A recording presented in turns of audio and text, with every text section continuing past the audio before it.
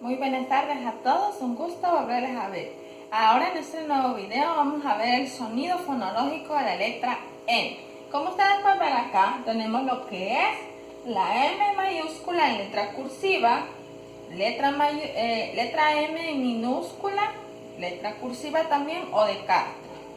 Luego tenemos la M mayúscula de molde y la letra M minúscula de molde. Ahora, ¿cómo podemos imaginar este sonido de la M?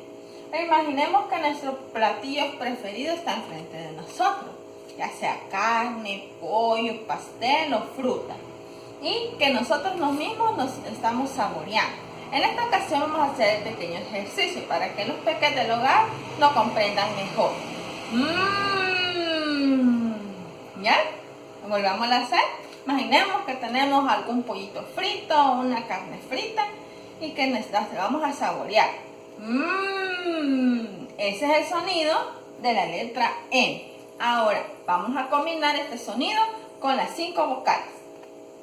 Ma, me, mi, mo, mu. Muy bien, ahora vamos a repetir nuevamente. La M con la A, ma. La M con la E, me. La M con la I, mi. La M con la O, mo. Y la M con la U, mu. Muy bien, ahora pensemos palabras con estas sílabas. Por ejemplo, con ma. Mamá, mami, mano. Muy bien.